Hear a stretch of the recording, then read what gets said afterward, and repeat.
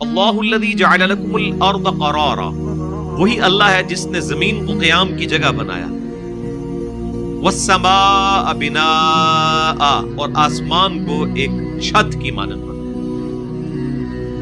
اب یہ ایک آسمان تو وہ ہے جو ہمیں بظاہر بلو کلر کا نظر آتا ہے، ایکچوئل تو اس کا رنگ بلیک ہے۔ یہ تو بلو کلر کی اوزون لیئر ہے جس کی وجہ سے، جس پہ جب سورج کی روشنی پڑتی ہے تو آپ کو دن کے وقت آسمان نیلا نظر آتا ہے۔ اصل میں آسمان کا رنگ جو ہے وہ کالا ہے، جو رات کے وقت آپ کو نظر آتا ہے۔ اور ایک وہ آسمان کی تہیں ہیں جو مختلف لیئرز ہیں ہمارے اس ایٹماسفیئر کے اوپر، اسٹریٹوسفیئر ہے، ٹروپوسفیئر ہے، اور کئی ایک لیئرز ہیں۔ اور پھر یہ پوری کی پوری جو زمین کے گرد تقریباً 80,000 کلومیٹر کا جو ایٹماسفیئر ہے، اس میں سے بھی پہلے 50 کلومیٹر جو ہیں وہ زیادہ ڈینسٹی والے ہیں، اور اس کے اوپر جا کے لائٹر ڈینسٹی آتی ہے۔ پھر اس میں کئی ایک لیئرز ہیں جو سورج سے آنے والی ہارمفل ریز کو واپس کرتے ہیں،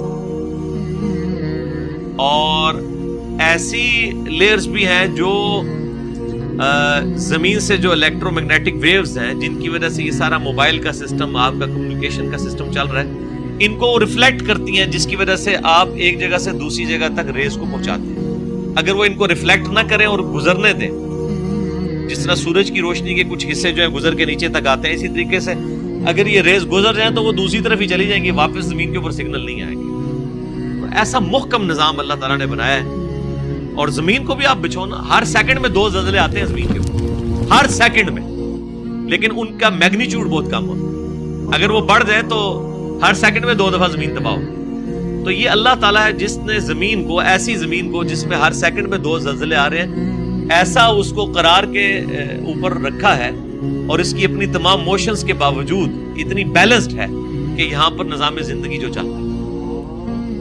وَصَوَّرَكُمْ، اور اس نے تمہاری صورت بنائی ہے، فَأَحْسَنَ صُوَرَكُمْ، اور کیا ہی خوبصورت تمہیں سنوارا ہے۔ یعنی یہ تو اب پھر ایک پوری سائنس ہے نا جی۔ انسان اپنے اندر جھانکنا شروع کر دے تو انسان پریشان ہو جاتا ہے، کیا نظام بنایا ہے۔ ایک تو شکل کی ظاہری شکل و صورت جو ہے وہ ہے، اللہ تعالیٰ نے، آپ دیکھیں کہ ہر بندے کے چہرے پہ 2 آنکھیں، 1 ناک، 2 ہونٹ، 2 کان لگائے ہیں، لیکن ہر بندے کی شکل دوسرے سے مختلف ہے۔ ناک ہی لگایا نا سب کو، آنکھیں ہی لگائی ہیں نا، ہونٹ ہی لگائے ہیں نا۔ یعنی آپ کی میتھمیٹکس فیل ہو جاتی ہے کہ پروبیبلٹی کی اگر آپ تھیوری لگائیں گے تو 2⁻n پاسبلٹیز بنتی ہیں۔ کتنی چیزیں ہوئی ہیں؟ 1 2 3 4 5 6 7، یہ 7 2⁻7 اتنی پاسبلٹیز بنتی ہیں، لیکن اللہ تعالیٰ نے اس کی پاسبلٹیز جو ہیں وہ ان گنت بنا دی۔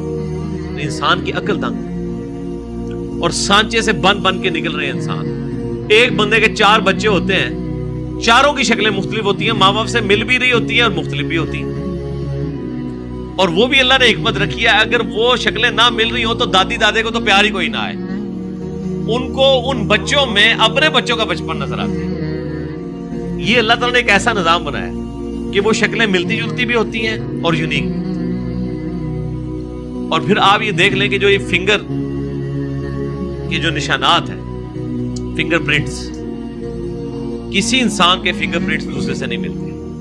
یعنی دنیا پہ 7 ارب انسان ہے نا، تو آپ 7 ارب انسانوں کے فنگر پرنٹس لیں، کسی ایک شخص کے دوسرے سے نہیں ملتے۔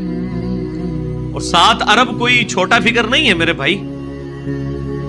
1 ارب گنتی گننے کے لیے نا 25 سے 30 سال چاہیے، اگر 24 گھنٹے صرف گنتی آپ گنتے رہیں، 1 2 3 4 5 6۔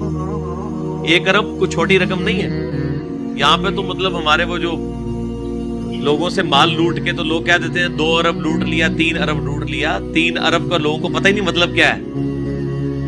3 ارب کا مطلب ہے کہ اگر کوئی شخص روزانہ بھی 1 لاکھ روپے خرچ کرے نا، 60 سال تک بھی خرچ کرتا رہے نا تو ختم نہیں ہوگا۔ روزانہ 1 لاکھ روپے خرچ کرے، یہ 3 ارب ہے، کیونکہ روزانہ انسان کا دل 1 لاکھ دفعہ دھڑکتا ہے، اور ایک 60 سال کی زندگی میں ایک انسان کا دل جو ہے وہ 3 ارب دفعہ دھڑکتا ہے۔ تو یہ ارب کو چھوٹی رقم نہیں ہے، آپ ذرا گننا شروع کریں۔ یہ لاکھ تو انسان کو لگتا ہے تھوڑی سی ہے، لیکن لاکھ کے بعد آپ آگے جانا شروع کریں تو آپ کو اندازہ ہو جائے گا کہ 1 ارب کے اندر جو ہے وہ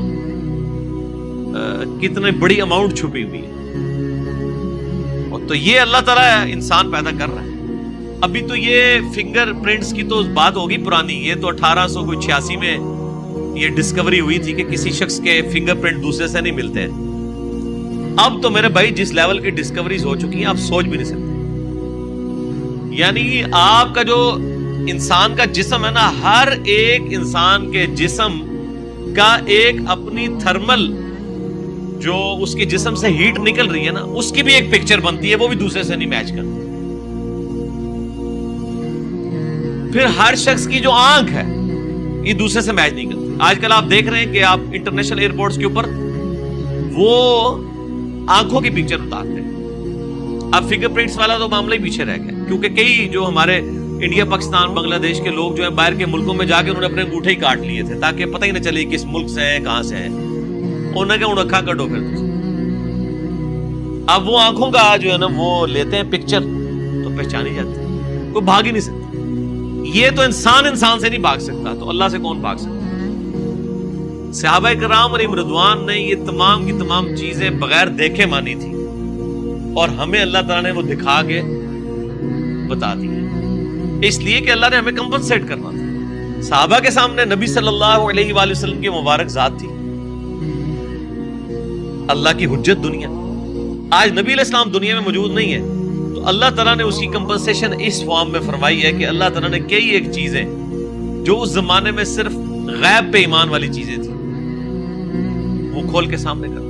کسی شخص نے سوچا تھا, اللہ تعالیٰ سورہ بنی اسرائیل میں فرماتا ہے ہر شخص کا نامہ اعمال ہم نے اس کے گلے میں لٹکا دیا, قیامت دن اس کے سامنے لے آئیں گے. لوگ سوچتے تھے گلے میں, یار کیا اتنی سی جگہ کے اوپر کیسے نامہ اعمال لٹکایا جا سکتا ہے. وہ گلینڈ اللہ نے ایسا بنا دیا ہے جس میں ساری چیزیں سٹور ہو رہی ہیں, اتنی سی چیز میں کیسے سٹوریج ہو سکتی ہے.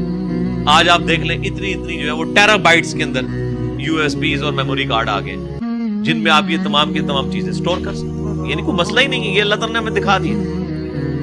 وَرَزَقَكُم مِّنَ الطَّيِّبَاتِ, اور اس نے تمہارے لیے کھانے کی پاکیزہ چیزیں بنائی ہیں. ذَلِكُمُ اللَّهُ رَبُّكُمْ, اور یہ ہے اللہ تمہارا رب. فَتَبَارَكَ اللَّهُ رَبُّ الْعَالَمِينَ, تو بس بڑی ہی برکت والی ذات ہے اللہ جو تمام جہانوں کا پالنے والا ہے. ویسے انڈیا, پاکستان, بنگلہ دیش, افغانستان کا مولوی صحیح کہتا ہے کہ قرآن پڑھو گے تو گمراہ ہو جاؤ گے, کیونکہ جو ہدایت اس نے سمجھی ہوئی ہے نا قرآن پاک بالکل اس کے اپوزٹ ہے. یہ چند ایک آیات پڑھ کے کسی نے کسی بابے کو مدد کے لیے پکارنا ہے, کسی فرشتے کو مدد کے لیے پکارنا ہے, کسی جن کو, کسی بزرگ کو, کسی نبی کو, کسی صحابی کو مدد کے لیے پکارے گا جس کو یہ چیزیں پتہ چلیں گی کہ اللہ تعالیٰ بار بار کہہ رہا ہے تہاڈا رب, اللہ دے بندے ہو, رب دیا ہے کوالٹیز ہوندیاں نے, تسی کینوں رب منے ہیں. جو انسان اپنا پیشاب نہ روک سکے وہ کسی کا مشکل کشا کیسے ہو سکتا ہے میرے بھائیوں. دنیا میں کوئی بڑے سے بڑا انسان بھی اپنا پیشاب نہیں روک سکتا, نیور.